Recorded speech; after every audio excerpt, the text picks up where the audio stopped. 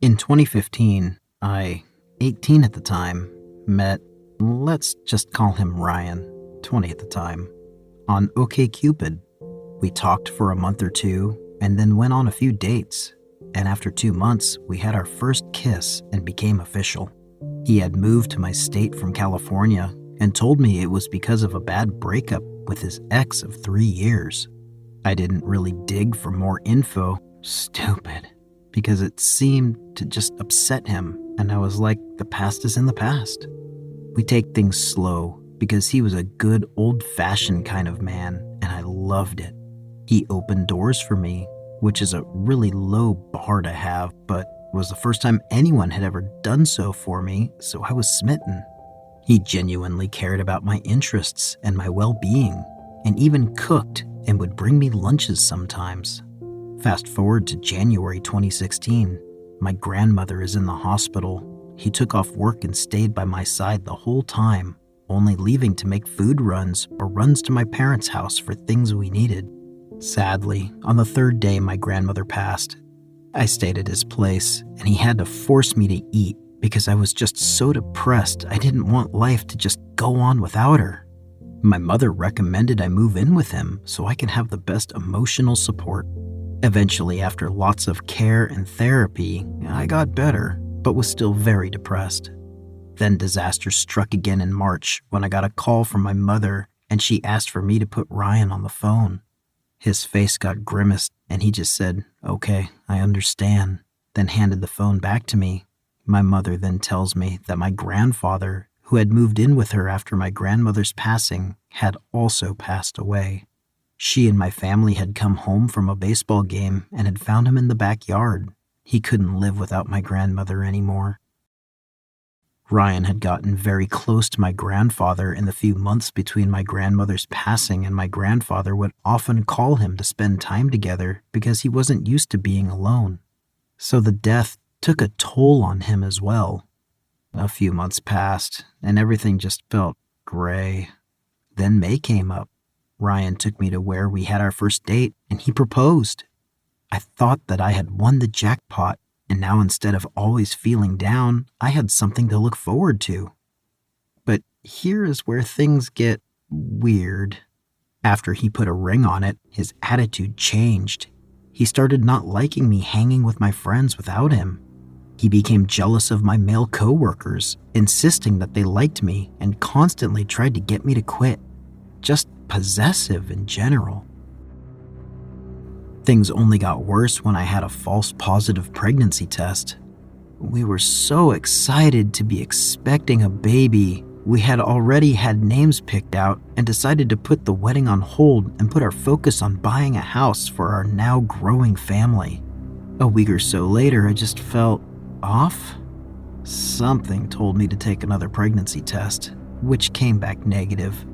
I was understandably heartbroken, but when I told Ryan, his reaction was worse. He started crying uncontrollably, but eventually that sadness turned to anger. He started accusing me of losing the baby on purpose because I didn't love him, and then switched gears to, "You must be cheating on me," and lost the baby to hide it. Looking back, I don't know why I stayed, but at the time I figured it was just him grieving. He continued to accuse me of cheating for months. I took a shower after work. Suspicious. Must be cheating. I smiled at my phone. Must be cheating. He even went through my phone while I was asleep and deleted every guy in my phones besides him, my brother, my dad, my stepdad. Then started making me send him Snapchats with random objects with timestamps to prove to him I was where I said I was. Eventually, somehow, we got past it and decided to move in with my dad so we could buy a house faster. I picked up a second job for extra money to purely go towards our home, and Ryan decided that since I had 2 jobs, he could just quit his. With his newfound free time, he started buying cars, fixing them up, and then selling them for more money. He would also use this time to stalk my social media and question any guy who liked my post, and eventually started going through our phone bill to see numbers I was texting. He then found the breaking point. He discovered I sent more texts a month than he did, which to him was evidence that I was cheating because I have no friends. He brought this up to me one night, and I was able to talk him down and explain to him how that's about insane, even showing him that I only text him with my mom, my female best friend, and my boss, with the occasional text to my dad or uncle. We go to bed, and the next morning he goes on about it again, so I say I'm not having the same fight twice and walk out of the room. What did he decide to do? He takes my car keys and steals my car. He starts texting me about how I never loved him and that I can go ahead and report the car stolen, he doesn't care anymore, and that he might as well drive off a bridge. I finally convince him to bring it back. I get in the car and go to my mom's, and I broke it off with him. But the story doesn't end there. Oh no. He then says he only does crazy things like that because he has depression, and I ignore him if he doesn't do something crazy. He promises to get help if I give him another chance. My dumb self believed that and agreed, but only if he would go to a psychiatrist. He goes for about 3 months, gets diagnosed with bipolar depression, and is put on a treatment plan. Things start looking better, then all of a sudden they got bad again. He then told me that he had stopped going because they wanted to take away his guns, and he stopped taking his medicine and flushed it down the toilet. I broke it off with him again because he broke his promise, so then he started stalking me. Anytime I added a new male friend on Facebook, he would message them to leave me alone and that I was a cheating whore. He told me that he hopes the next guy I date beats and rapes me so I learn to appreciate him. He would show up at my work and hang around my whole shift trying to brag about insert random Tinder girl of the week here. He even figured out where my new apartment was and tried to get my roommates to let him in. He started giving out my contact info to creepy dudes saying I was easy. I eventually cut all contact after he started dating a 19-year-old girl, he was 22 by then, and bragged about just using her to pay his bills as he didn't work, and told me he had gotten her pregnant but would leave her in a heartbeat for me.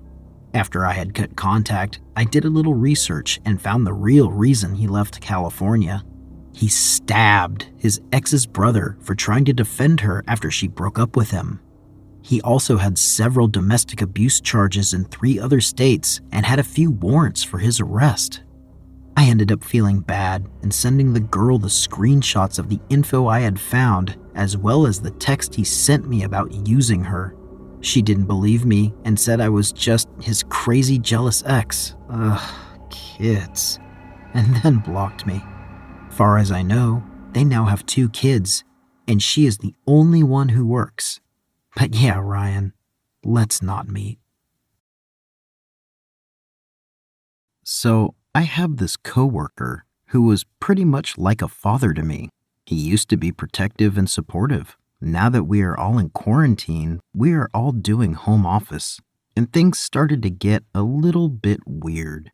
First, I forgot to mention that he had a temporary incapacity leave due to a minor surgery, and he was on meds daily.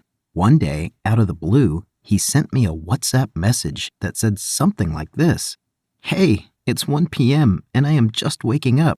I'm acting like you now, LOL. I had a lucid dream and you appeared there." Note number 1, he is married, has 1 kid, and he doubles my age. So, I decided to ignore it because I didn't consider it relevant. And even though I left him on scene, a couple hours later he started asking the color of the paint on my walls, and I just replied with the color and let it go. We never spoke about it again because we were discussing another topic which was more important than that: job stress. I was working 4 or 5 hours extra daily because I was doing my own tasks and also his tasks, so it was a lot to me, LOL. 2 days later, we were on the phone talking about it, and he was calming me because I was starting to have a lot of anxiety attacks due to the huge amount of work I was taking on a daily basis. And just before I was about to hang up the call, he said, "Wait, I never told you about the dream I had." I was so mentally tired that I just listened to what he was saying. I'll say it in his words because I feel it's easier to tell. He said this with a happy tone. I could feel he was smiling.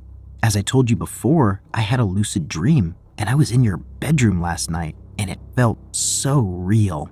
We started to make love in different positions, and it was pretty intense. And I did it like I never did it before. We started to make a lot of noises with your bed, and then your father started to knock on the door angrily asking you what was going on. But before he entered to your room, I hid under your bed, and he didn't see me, so he left.